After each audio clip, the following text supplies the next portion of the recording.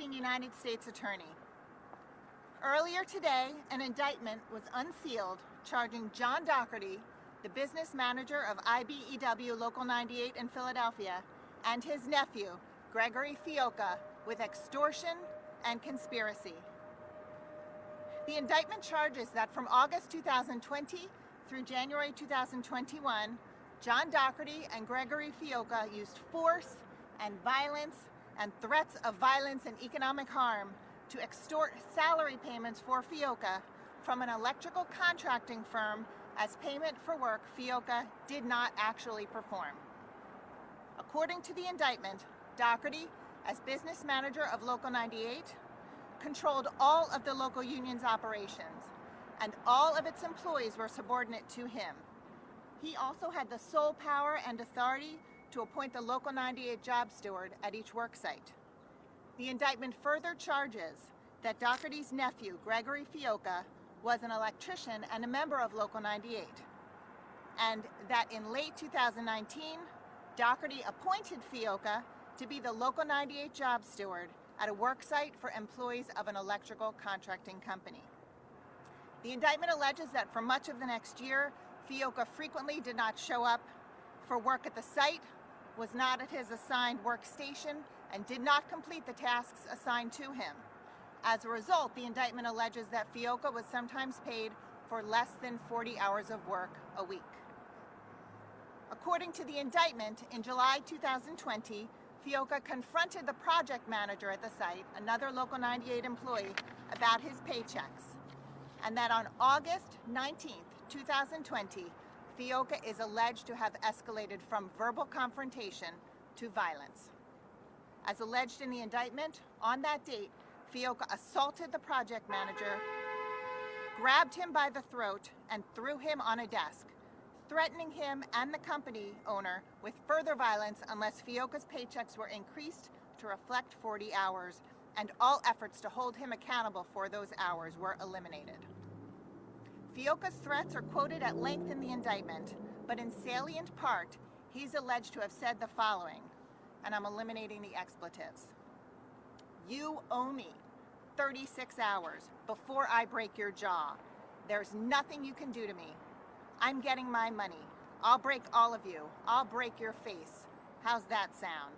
Stop checking on me every day. Stop looking for me every 5 minutes. Check on me again, I'll break your face. We're pulling the whole job. You know that right now. I'm calling my uncle already. We're pulling everyone off the job. Tell the company owner to check on me tomorrow too. Soon as he's in the parking lot and no cameras in there, I'll break his face too." The indictment goes on to allege that 3 representatives from Local 98 went to the job site and spoke to the project manager who had been assaulted. It is alleged that one of those representatives then took a phone call from Dougherty and returned to tell the victim of the assault that nothing about Fiocca's employment as job steward was going to change. Further, the indictment goes on to allege that John Dougherty himself followed up with the owner of the company and allegedly made escalating threats of economic harm. The threats are detailed in the indictment, but briefly summarized, Dougherty is alleged to have threatened that he would no longer allow Local 98 electricians working for that company to work overtime, that he would force the company to operate 3 shifts of electricians on the job, that he would potentially pull all electricians from the company's job site, and that he might just try to prevent the company from securing another large job in Philadelphia. That is the charged conspiracy. Violence, threats of further violence, and threats of economic harm in order to force the contractor to continue to pay Fiocca for services not performed, and to have the contractor forego any attempt to hold Fiocca accountable. As for the 18 additional extortion counts, the indictment alleges that Fiocca remained on the company's payroll doing little to no work and continued to receive wages and employee benefits paid by the electrical contractor. The 18 counts of extortion represent 18 paychecks received by Fiocca bi-weekly from August 2020 through January 2021. These charges, as alleged, represent an abuse of power and a sense of entitlement which crossed the line. No one is entitled to wages they do not earn. More importantly, no one should fear economic reprisal or physical violence simply for attempting to do honest business in Philadelphia. Union business is no exception. Union business is no exception. As alleged in the indictment, Fiocca took advantage of his uncle's position as a powerful leader of an influential union, assaulted a coworker, and enriched himself at the expense of his employer. And union leader John Dougherty is alleged to have had his nephew's back through all of it. These kinds of actions are not simply the cost of doing business in Philadelphia. As charged in the indictment, they are crimes, and they will be prosecuted.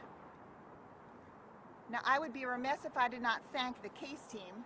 Standing behind me are Assistant United States Attorneys Richard Barrett and Frank Costello. I'd also like to thank Michelle Morgan, the chief of our corruption unit, and all of the talented FBI agents assigned to this investigation. At this time, I will turn the podium over to FBI Special Agent in Charge Michael Driscoll, and then he and I will both be available for answering questions after his comments. Thank you.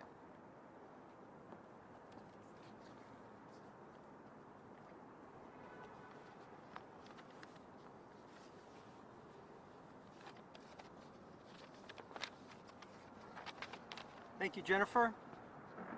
Thank you all for being here today. So unfortunately, the charges unveiled today are another slap in the face to the men and women of Local 98.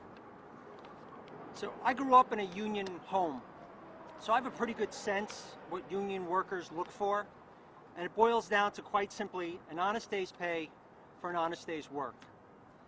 In this case, however, the boss's nephew made demands for pay he had not earned. And when he was called on it, Gregory Fiocca resorted to violence, and John Dougherty resorted to extortion. Contrary to John Dougherty's apparent belief, the union is not his personal fiefdom. And this is someone who is already facing serious charges. You would think he would prefer to stay out of trouble. Instead, the corruption only continues. Nobody's picking on John Dougherty. These are situations he's created. These are the results of his actions. And quite frankly, if he continues to violate the law, the FBI will continue to arrest him. Behavior like this will not stand in Philadelphia. The FBI is determined to hold corrupt union and public officials accountable for their actions. It's just too important to those who contribute to organizations like Local 98. I want to thank our partners in the Eastern District of Pennsylvania for bringing a case like this.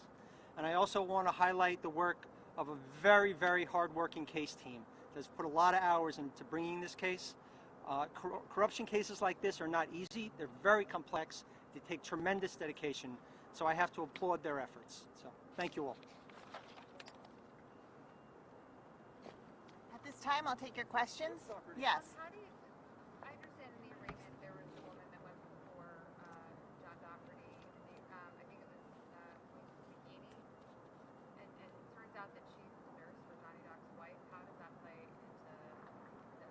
So at this time, I'm not going to comment about other unrelated cases, but if you wanted to contact our press officer, Jennifer Crandall, we can set up a separate time to talk. Speak to the fact that, according to the indictment, this activity allegedly happened during the height of the pandemic. Can you speak to that?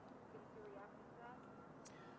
I would say more importantly, this activity happened after John Dougherty was already under supervision, pretrial supervision from his other unrelated criminal case. That certainly shows flagrant disregard for the law. The fact that this happened when thousands of people are out of work, thousands of people are out of work in this pandemic, what's your reaction to these charges on that count?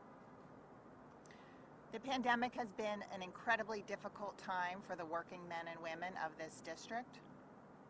The fact that, as charged, Gregory Fiocca felt so entitled to his salary that he felt he could demand it through threats of violence, and that John Dougherty felt that it could be forced through threats of economic harm is certainly inexcusable as charged. But I would say in any time, pandemic or not, this type of conduct is criminal as charged. Thank you. Can you give us a sense of where Mr. Dougherty is right